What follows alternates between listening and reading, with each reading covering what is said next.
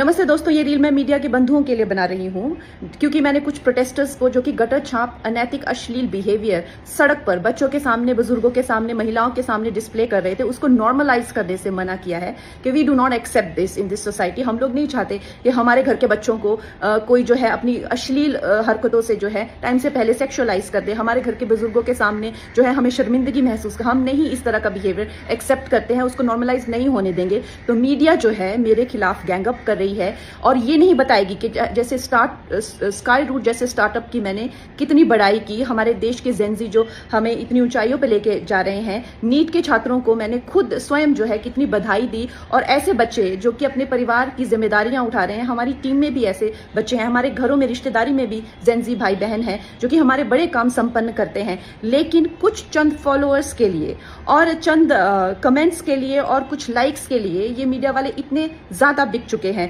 और मैं देख रही हूँ कि कुछ फेमिनिस्ट जो हैं वो एंकर्स कह लीजिए या पूरे एक बुलेटिन कर रहे हैं और मुझे सिखा रहे हैं कि Kangana, why should these women have the burden of dignity और डिसिप्लिन। हम लोग मिलेनियल वुमेन पे इतना प्रेशर था to be dignified and to be disciplined, why do we have to give that burden to this generation. Excuse me, क्या आप अपनी बेटी को ऐसा सिखाएंगे?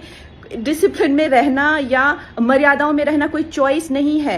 भौंडा प्रदर्शन तो हर कोई करना चाहेगा, लेकिन अगर आपको समाज में रहना है और संविधान के हिसाब से आपको चलना पड़ेगा, जिसका मतलब है कि आपकी आजादी वहां खत्म हो जाती है जहां मेरे नाक और कान शुरू होते हैं। तो आप भौंडे बनकर सिर्फ अपने कमरे में रह सकते हैं, बाहर आकर आप मेरे आराध्य, चाहे आपको मेरे माता पिता के लिए कोई सेंटिमेंट ना हो, मेरे घर के बच्चों के लिए कोई आपको भावना ना हो, उसका मतलब ये नहीं है कि आप उनको सड़क पर सेक्सुअल गालियां देंगे, उनके मान को हानि करेंगे। मेरे आराध्य, मेरे भगवान हो, चाहे मेरे नेता हो, प्रधानमंत्री जी से जो है लोग उनको एग्जाम बडी कहते हैं बच्चे, उनके साथ में कितने लोगों की भावनाएं, कोई उनको लीडर मानता है, कोई उनको दोस्त मानता है, कोई उनको परिवारजन मानता है, कोई उनको भगवान मानता है। उसी तरह से आप किसी की फीलिंग्स हर्ट नहीं कर सकते हैं। ये कोई कूल बनना नहीं है, ये एक बेसिक सिविक सेंस है और अगर आपको ये नहीं आती है तो आपको सीखना पड़ेगा।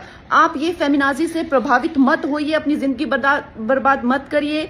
इस भौंडेपन को सिर्फ और सिर्फ आप अपने कमरे में डिस्प्ले कर सकते हैं, बाहर जाके आपको मर्यादा में रहना पड़ेगा ना, या आप वर्क प्लेस से निकाल दिए जाओगे। आप कभी भी कोई संबंध, परिवार वाले भी आपको भौंडापन नहीं झेलेंगे, तो आपके सामने एक डेड एंड के सिवाय अंधकार वाली जिंदगी हो जाएगी।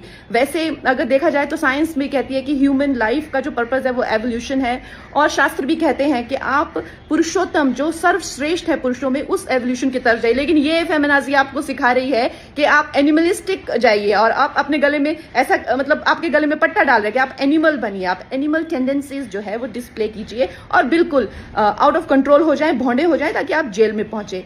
आपको डिसाइड करना है कि आपको कौन अच्छे से गाइड कर रहा है और कौन आपको सही दिशा बता रहा है। मैं यही कहूंगी जो मैंने अपने बड़ों से सीखा है और जिन्होंने मुझे गुरुओं ने जो मुझे ज्ञान दिया है वो यही है कि ये हमें जो जीवन मिला है वो इवॉल्व होने के लिए मिला है, रिग्रेस होने के लिए नहीं मिला है एनिमलिस्टिक टेंडेंसीज में। सो आप प्लीज इवॉल्व होइए और सबको गुरु पूर्णिमा की बहुत शुभकामनाएं।